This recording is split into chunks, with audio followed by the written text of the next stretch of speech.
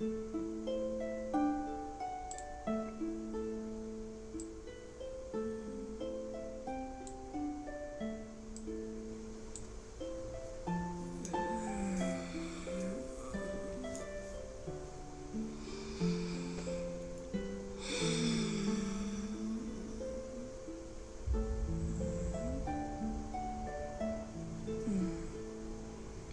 morning, human.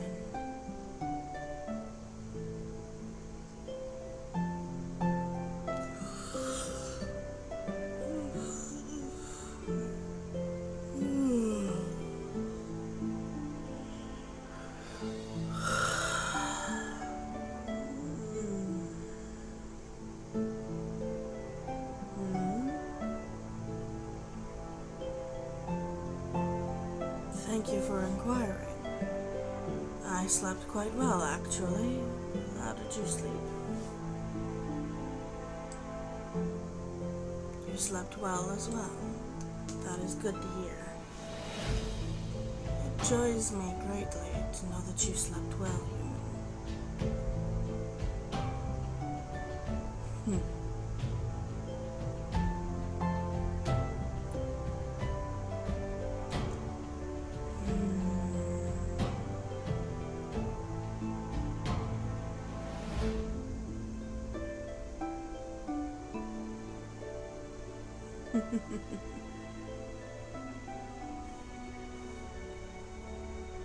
You kept warm. That's good. It's a good thing that you are warm. I couldn't very well have you freezing throughout the night, now could I? That wouldn't be very, if you humans call it hospitable. Come.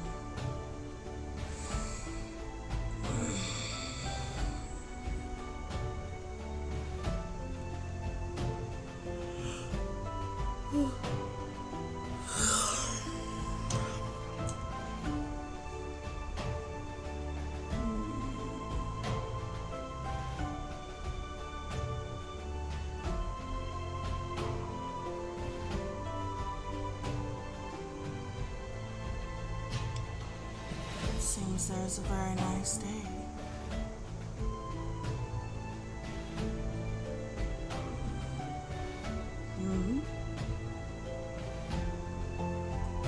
Ah, my scales. You've noticed. No, sweet one. I'm not like the other dragons you've mostly seen.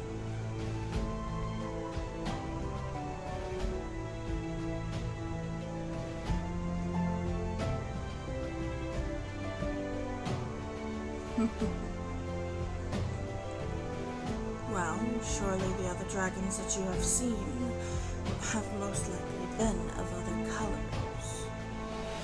As you can clearly see, I am of a different shade. I am purple, actually, for I am a great amethyst dragon.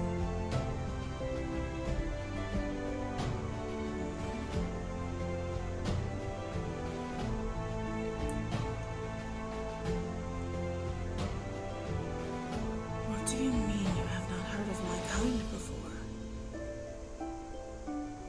Which part? Amethyst dragons, or just dragons in general? Ah, the amethyst part.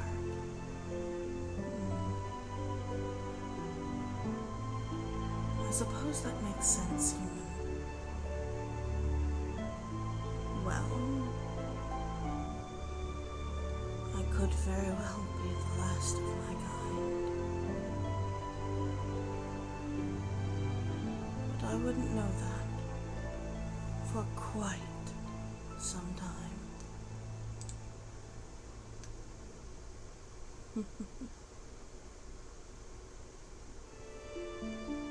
Sweet, sweet little human. You must understand. I am far different than truly anything you've come across before.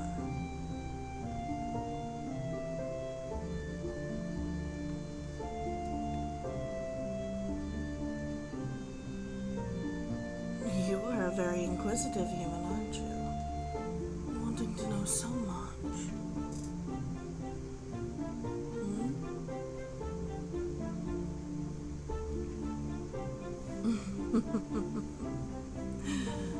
Well, unlike regular dragons, I do not breathe fire.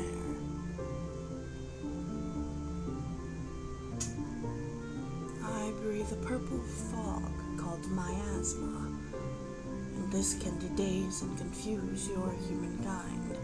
It can daze and confuse other creatures as well. However, the other creatures are not... how to put this? The other creatures are...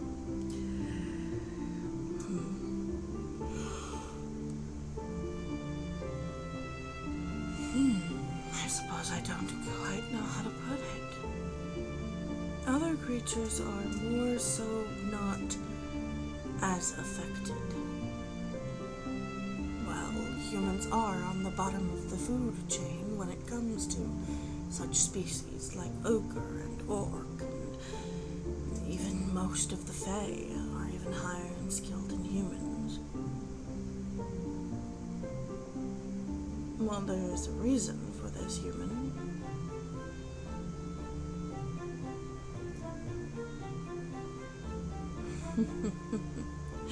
Actually, it has something to do with your magical power. You see, each creature, when they are born, big or small, has a semblance of magical power, or mana, within them. Yes, they can collect more mana, but it's how much they're able to wield that mana that makes the difference. Most creatures, like the Fae, are able to wield their mana quite well. Humans are young in mana allowance.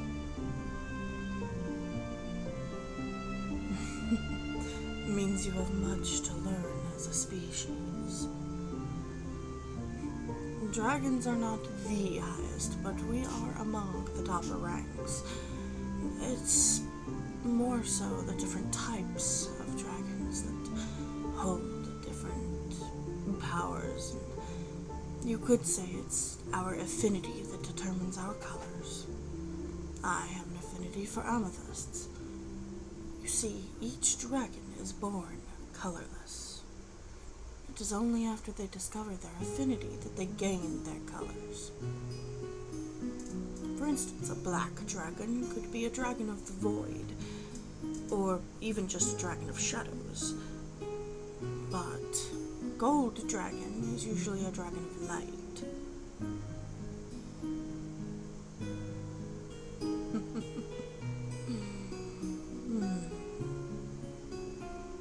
You have much to learn, young one. And the beauty about the human race is that you are always willing to learn, most of the time. Most of you humans are always so inquisitive and so thirsty for knowledge.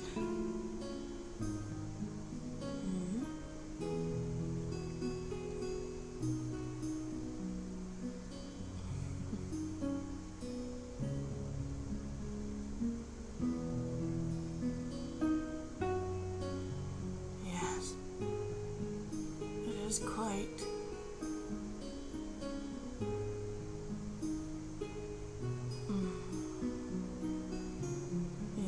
It's quite interesting how some humans act chaotic towards others. Mostly, I find it interesting how you humans can be so vile towards one another. Not even towards one another, it's more so the fact that you humans can be vile towards other creatures as well. Why, just a millennia, not even a millennia, more like half a millennia ago, there was an all-out war between the humans and the elves for claim over territory. And yet, when that was settled, the humans still didn't seem satisfied. You see, most of the time, we dragons can be satisfied with just a mere cave, so long as it's a place we can call home. Though we are free creatures, never burdened or tied down.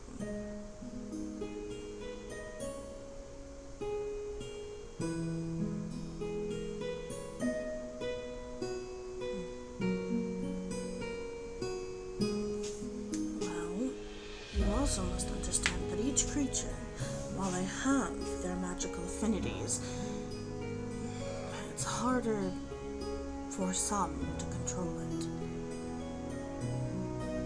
Yes, well, you do know the great story of the old Witch King, don't you?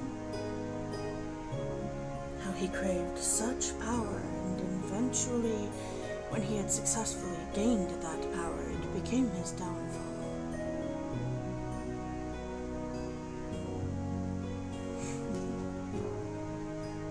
Right, I will explain it to you then. Once upon a time, long ago, when this very forest was still young and blooming with life,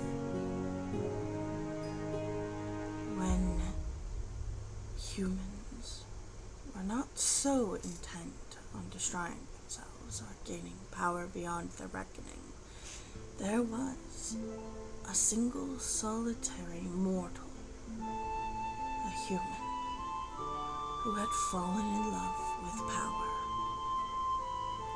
This power grew too much for him, and yet he craved more. He sought this power in any way he could, through manipulation, wars, travesties unknown, war crimes against entire races. He even happened to anger a few gods along the way. Archimedes being one of them.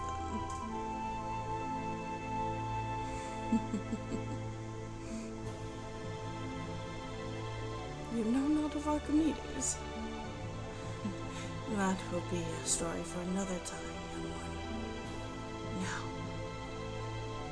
this man, this mortal, had become known as the Witch King. While the Witch King sought for such power, as I said, it became his downfall. But he had grown in love.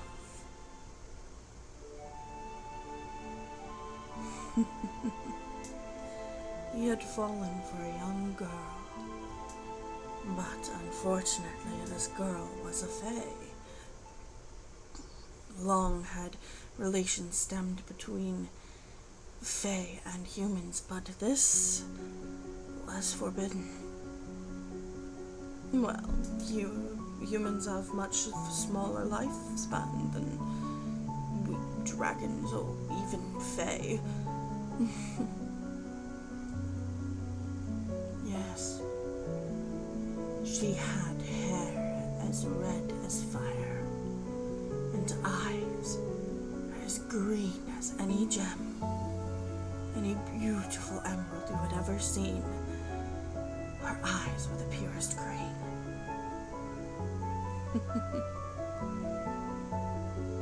Yes. But unfortunately, his love was bound to a sacred willow tree.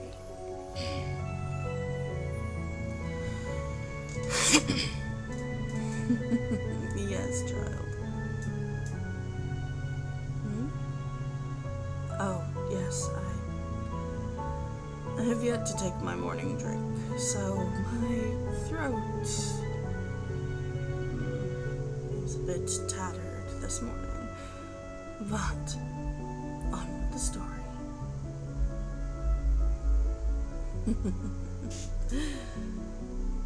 He had taken an axe imbued with magic.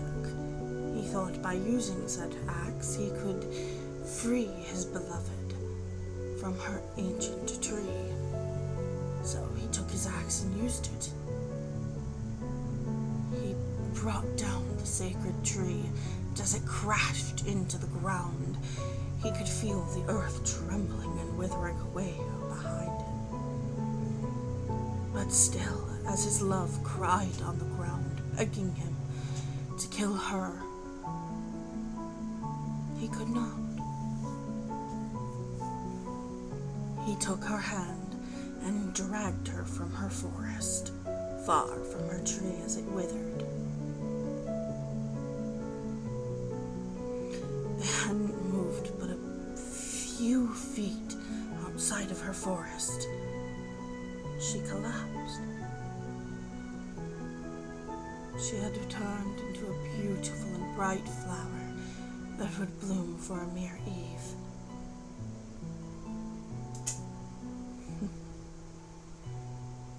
Yes, for she too would wither.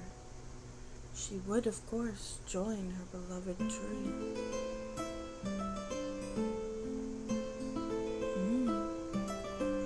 Indeed, young one.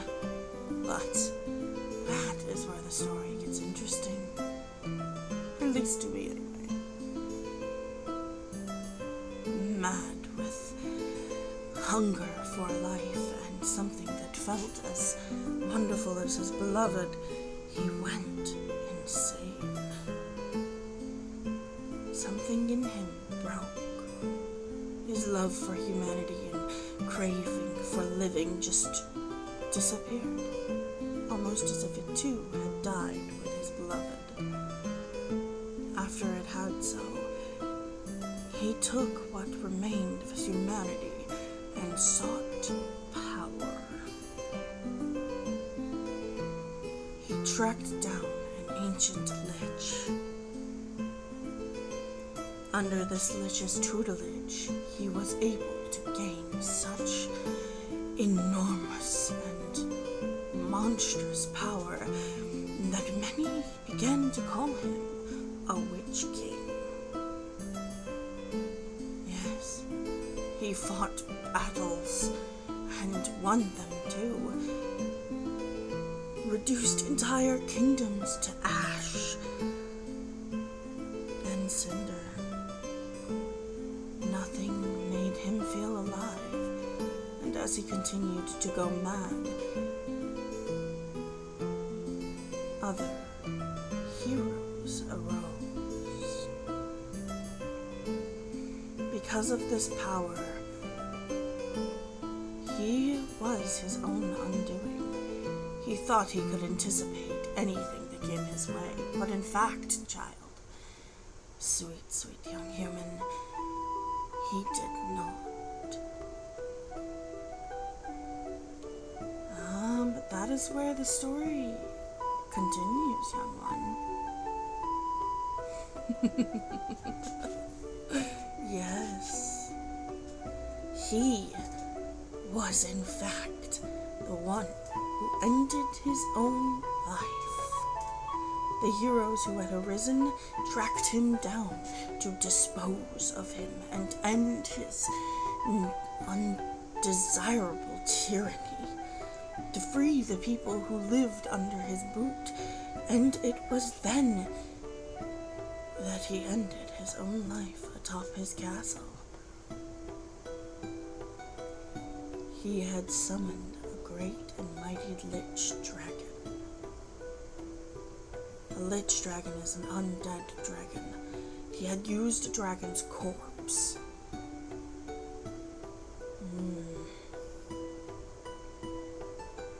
And by doing so, this dragon was angered. He fell. Well, I suppose you could say fall. He actually leapt from the top of his castle's spire to his doom.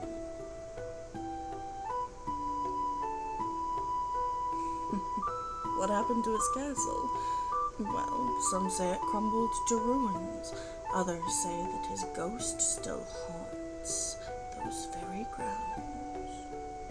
But none shall truly know, I suppose.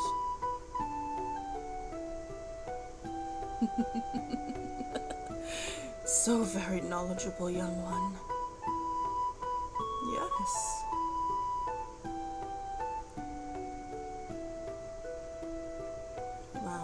say love and the loss of such love could drive one to go mad, but I still feel as though that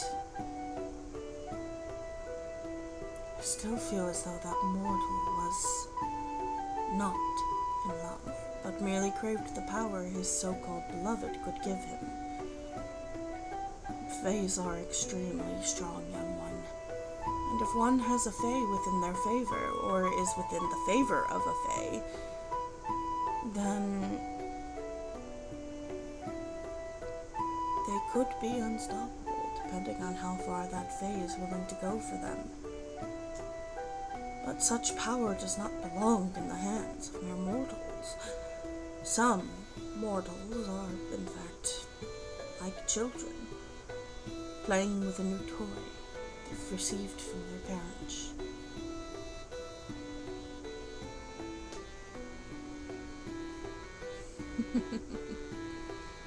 You interest me, you intrigue me, and you set a fire in my soul of knowledge.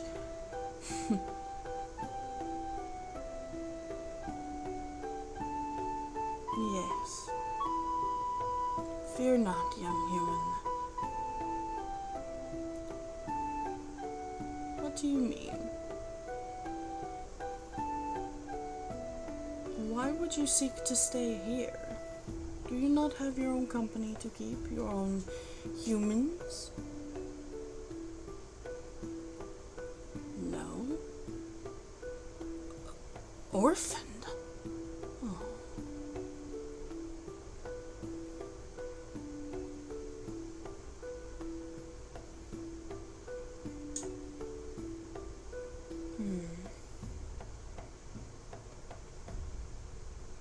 I suppose I understand that much. We dragons from a young age are left on our own, much like how sea turtles are given birth to on the sand, and once they crawl from their eggs, they return to the sea on their own. Dragons can be the same. Most dragons who remain within flocks or other such gatherings are usually of an understanding. My species of dragon, however, the amethyst dragons, leave our young to tend for themselves, so that from a young age they learn to survive. Yes, so a fighting spirit is placed deep within them. This is just the way we tend to our young.